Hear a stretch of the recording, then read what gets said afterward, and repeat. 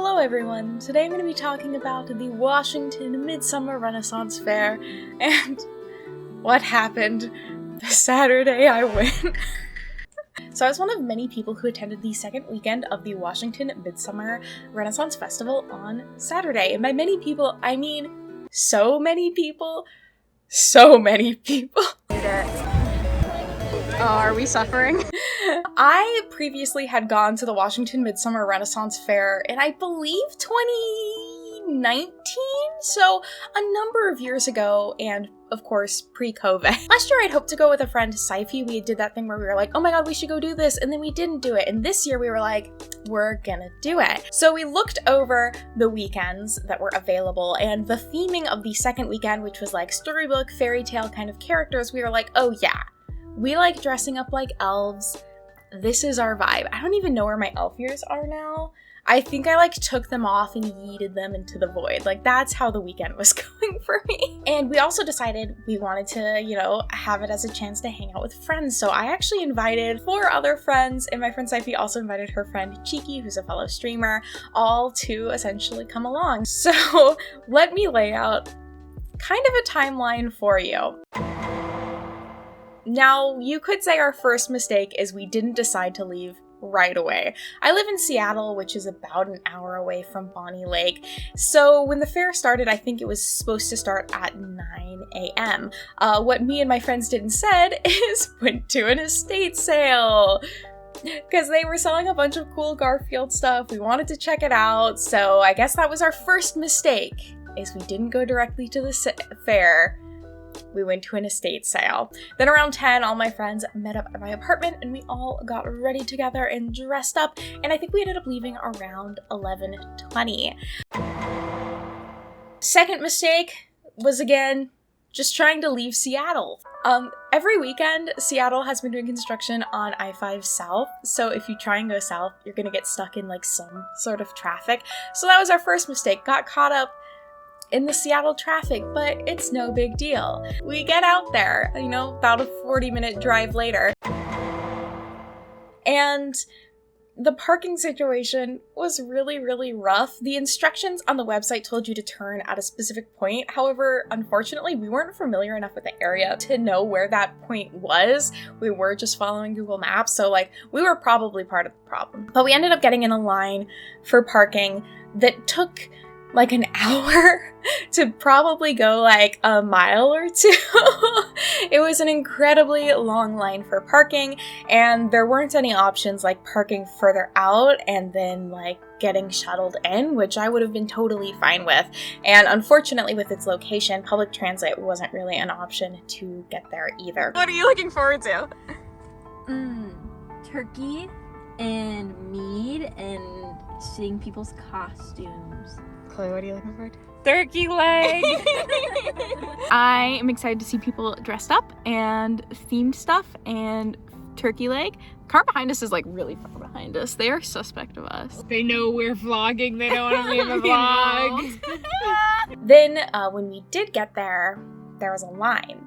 Now, this is one of the things that super threw me off, because when I had been to this Renaissance fair in the past, we basically walked right in. There wasn't a line at all. And I think I was even there for the second weekend in the past when I had gone. So that was a little, unexpected. And not only was it a line, it was such a long line. I couldn't comprehend how long the line was because of all the switchbacks and turns. It just looked like a giant clump of people near the front, and then this super long line along the cars. The longest of lines. But we were already there, we were all dressed up, we were like, let's go for it. Thankfully, my other group of friends had got there earlier, so we were able to join where they were in line. How do you feel, Caroline? How do you feel? Oh, great. 10 out of 10. Kyla, how do you feel? Fucking hot. Morgan, how do you feel? I'm so excited. But we still ended up standing outside in the sun and the dust. The dust was incredibly bad. This is, all held on a fairly dry field this time of year, and so a lot of dust was getting blown up from the cars when parking. So yeah, standing in direct sunlight in the dust without any water. Thankfully, one of my friends had a water bottle. I didn't personally bring one because I just figured, you know, we'd get in quickly and I'd be able to get something when I got in there, which, like, again, my mistake, my bad. It took us about an hour and a half to get in. And one thing that I didn't think about, because it hasn't super been a problem yet, is I'm actually on a medication that makes me more susceptible to heat stroke. Thankfully, again, hasn't been a huge problem because I don't tend to spend a ton of time outside doing, like, ferocious amounts of physical activity or standing in the sun or anything. But of course, this is like the exact situation where it can be really easy to get heat stroke. So I wasn't feeling amazing. I was trying to like be aware of myself, drink water. I was just, you know, doing my best. Thankfully, this is like exactly what I was wearing. So I wasn't, you know, I didn't have a ton of layers on. Everything I'm wearing is fairly lightweight. After we waited, we were able to finally get in.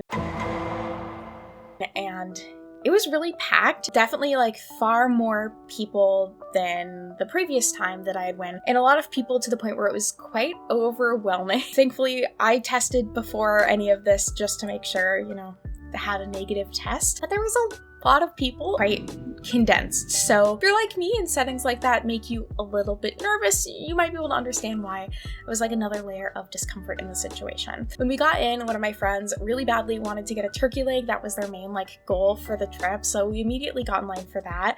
Are you dehydrated? Yeah. Oh, are we suffering? Yes. We don't even have turkey legs. And then I actually decided to get in line for a shave ice because again, it was so incredibly hot out. So it took me about 40 minutes to get shaved ice. And during that period of time, I will say, I was not having a good time. I was having a lot of like, what if I faint moments? Because I was feeling a bit dizzy, but I was like, I'm so close to getting the shaved ice. I know I'll feel so much better once I get it. And then looking around as well, there wasn't really a ton of space. They did have a seated area that had tents over it where you could eat, but it was packed with people, like every spot, and then even sitting along the edges in the shade was packed. So I didn't feel like I had a good spot that I could like escape to if I decided I did need to immediately go into shade. And you know, thankfully that didn't happen at that point. So I was able to get the shave ice, helped a ton. We got our turkey legs. Oh my god, the turkey legs were super good. They were $20, but like, my god, they were delicious. I'm not gonna lie. Like, I'm vibing with the turkey leg experience. But at that point, I was like not feeling super great. So we walked around for a bit trying to find somewhere that we could sit. We wanted to watch some of the events. So we were finally able to kind of like find a spot to sit down and chill. I was really not feeling good. And I felt so guilty because I was kind of the one that like invited all these people to come out and was really like, yeah, come hang out and check things out. And I was trying to work out with everyone like, how are we feeling? Do we want to stay? Do we want to go? Because just so many things were so crowded and so many things had such long lines that it didn't quite feel super good to be there. My friends and I eventually did make the decision to leave pretty soon after that, mostly again because I wasn't feeling great. Quite a bummer that there weren't kind of more resources available in terms of like being able to easily get water when waiting in line, or having some shade, having some protection from the dust that was in the air, other factors like that that could have helped mitigate my experience. The other thing that was a huge bummer is the lines weren't divided up for paying for tickets versus scanning in your phone for tickets. I think they might have been at the start of the day, but by the time I got there, it was just one huge group. And despite a vast majority, I believe, of people having prepaid for tickets in that line, they were still allowing people to buy more tickets. I'm not sure what their limitations were in terms of how many people could be there, but it did seem like there were way more people, at least in that line, than there should have been. And I heard rumors that they had sold out of tickets for the weekend. I'm not sure if that was just an error, like they said on their part, that it was an error with the website, or if they had originally actually sold out of tickets but decided they could fit some more people in, or what. They had sold out of the camping tickets, which is what my friends and I had originally wanted to get. So I'm just curious about like kind of the statistics of how many people they had there. Hi, welcome to My Camera Overheated. problem that I don't usually have. So it looks like they have responded to most of the criticisms that people have had of the event. They've decided that they're going to have water available next weekend. They're trying to get more volunteers. It sounds like they were already kind of understaffed for this event. Sounds like they're planning better for the ticket line. I feel like I'm trying my best to be optimistic about them and that they'll be able to figure out something, but that doesn't change the fact that this was quite a bit of a bummer of an experience. Now, there have been people that have said, like, hey, if you left earlier, like, this wouldn't have been a problem, which is totally valid. If I had left earlier and got there at 9, probably wouldn't have had the same issue, but that wasn't how my weekend went. And I don't think, like, just because I didn't get there right at the very start of the event, that I should have, like, a severely more negative experience, if that makes sense. Like, if you're going to be running an event all day, it doesn't have to be this exact same experience for everyone that attends, but you should try to aim for like a bit of consistency with what people experience. So I really hope that they're able to figure out ways to not have the same problems occur again and to make sure that people can attend healthfully and safely. I would like Renaissance fairs to be successful in Washington. I've seen other states have much bigger ones and much cooler looking ones, so I would love for something like that to happen. I don't know if that means that we would be better off having ones that are ran by different groups or what. And also, why the fuck is this ran in August? Like, could we not have June? Can we have a June Renaissance fair? Like, I don't care if it rains. I would, like, prefer a little bit of rain over, like, being in the bearing sun in layers of clothing. So, just throwing it out there, June, July, much better options. Why is it in August?